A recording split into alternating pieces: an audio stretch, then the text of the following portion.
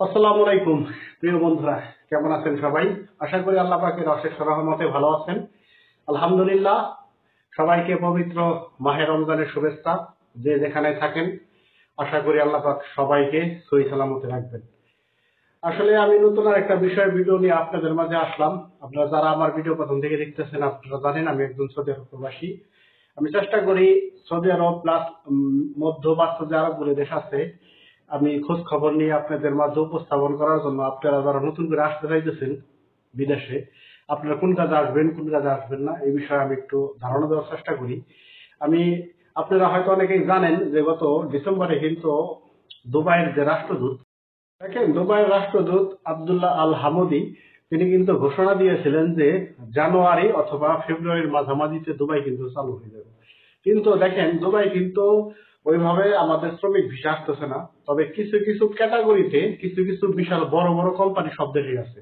ঠিক আছে, যেমন সৌদি আরবে আছে আরামকো, নুন আছে, তারপরে আপনার জাহেজ আছে, মানে অনলাইন কোম্পানি প্লাস, এবং স্থানীয় বড় বড় আলমারাই আছে, তারপরে বলদিয়া কোম্পানি আছে, মিনিস্টারি, এগুলি কিন্তু লোক আসতেছে। ঠিক আছে, কিছু কিছু লোক আসতেছে কিন্তু ঢালাও ভাবে আসতেছে না। ঠিক আছে, তবে আশা করা যাইতেছে এখন পর্যন্ত পুরো প্রক্রিয়া চালু হয় নাই। তবে ধীরে ধীরে আস্তে আস্তে হওয়ার সম্ভাবনা আছে। অনেক কোম্পানি আস্তে আস্তে লোক নিব, সরকার এখন থেকে ফুল ভাবে অনুমতি দেয় নাই। আসলে যে কথাগুলো আমি বলতে চাই, যারা আসতেছে চাইতেছে নতুন করে, দেখেন যদি আপনি কোম্পানিতে আসেন, আপনি যে কোনো ক্লিনার কোম্পানিতে যদি আসেন, আপনার স্যালারি হবে 1000 দিরহাম, বা সৌদি আরবে আসলে 1000 রিয়াল। আপনার 8 ঘন্টা ডিউটি হবে। ক্লিনারের কাজ এত আহামরি কিছু না, ছাপাই সুপাই দেশ। কিন্তু আপনার সমস্যা হয়েছে কি, 1000 রিয়াল দিয়ে আপনি যদি চিন্তা করবেন আমি বাইরে 3 ঘন্টা কাজ করবো, ওই সিস্টেম এখন আর নাই। এই আজ থেকে 10 বছর আগে যারা নাকি কোম্পানিতে কাজ করতো 300-400 রিয়াল বেতনে কাজ করতো, দেখা গেছে 5 ঘন্টা যদি বাইরে কাজ করতো তখন কিন্তু আরো 400-500 টাকা ইনকাম করতে পারতো। ঠিক আছে, মাসে। কিন্তু এখন ওই সিস্টেমটা নাই কেন? এখন আপনি যদি ক্লিনারে আসেন, আপনি ক্লিনারের কাজ করতে হবে, বাইরে কোনো কাজ করতে পারবেন না।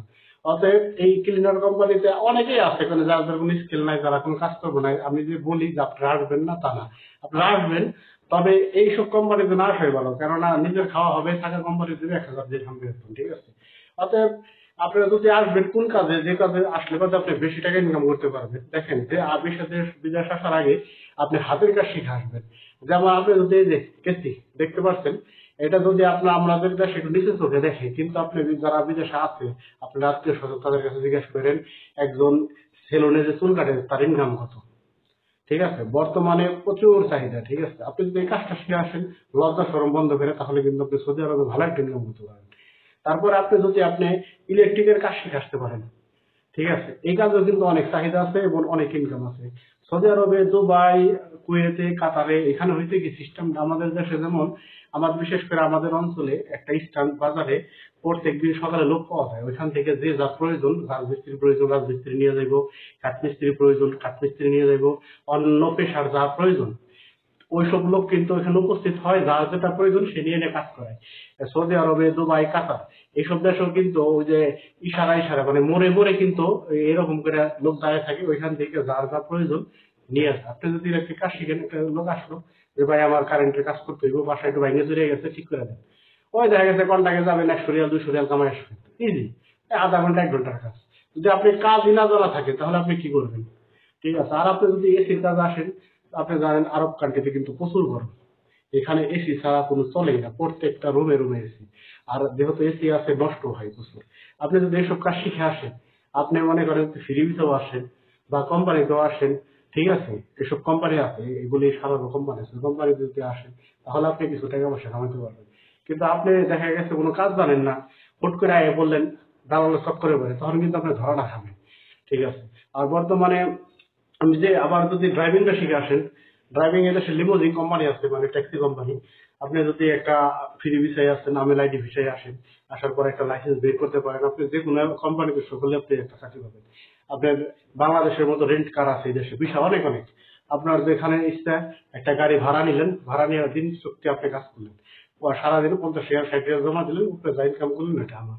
কিন্তু এক কথা আমি বলবো যে নতুন করে দুবাই খুলতেছে, দুবাইতে যারা আসবেন বা কাতারও আপাতত কিন্তু বিশাল কাজ হইতেছে। সৌদি আরবে তো বলা চলে মামার বাড়ির আবদারের মতো, মন চাইলে ছুটে গেলাম, এভাবে বিশেষ লোক আসতেছে। ঠিক আছে, এখন যদি আপনারা যদি আসতে চান, যদি চিন্তা ভাবনা করেন, তাহলে আমি যে কথাগুলি বললাম এবং আরো অনেক কাজ আছে, ঠিক আছে? এই কাজগুলো যদি আপনি শিখে আসতে পারেন, আশা করি যে মানুষে অল্প দিনে আপনি ভালো একটা সাকসেস পাবেন আর কি, ঠিক আছে?